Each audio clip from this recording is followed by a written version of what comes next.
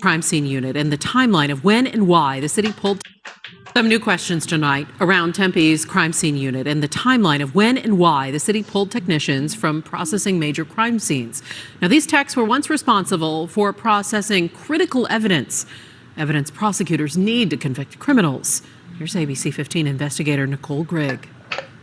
Tempe leaders told us weeks ago that they never reached out to the Maricopa County Attorney's Office over concerns about their city's forensic services unit. But we know that is just not the truth, because we have the letter they sent to prosecutors just one day after we started asking questions. Earlier this month, the ABC 15 investigators showed this internal letter sent from Tempe's interim assistant chief of police to Tom Van Dorn at the Maricopa County Attorney's Office. It says there are areas of concern within the Tempe forensics unit, and that a recent assessment found a lack of consistency in operations and significant shortcomings around their fingerprint analysis. But despite this, the city of Tempe put their own spin on what's happening, saying this is just about additional training and upgrading training. We spoke with defense attorney Armando Nava then about how this is concerning. They're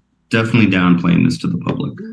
They want us to believe that they did nothing wrong, even though they're telling us that their technicians were getting inconsistent results. Let's walk you through the timeline. The ABC 15 investigators got this internal email dated July 26. That's when Tempe police made the decision to pull their crime scene technicians from all major crime scenes. We're talking about homicide, stranger sexual assaults, officer-involved shootings. I reached out to the city of Tempe on September 26, at which point they said this is about upgrading training. But one day later, September 27th, Tempe police sent this letter to the Maricopa County Attorney's Office acknowledging concerns within the city's crime unit, and that members of the Forensic Services Unit will now undergo a 16-week academy conducted by an accredited agency. So there was at least 2 months there where Tempe knew about this and decided they weren't going to tell anybody.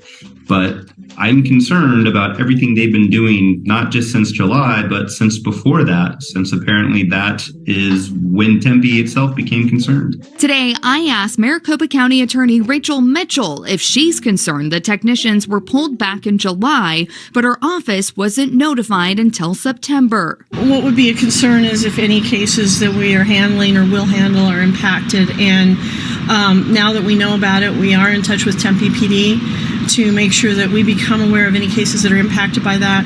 We have let the defense bar know of the situation so that they also are on the lookout for it. But obviously, if a case is impacted by that, we're going to take the appropriate action.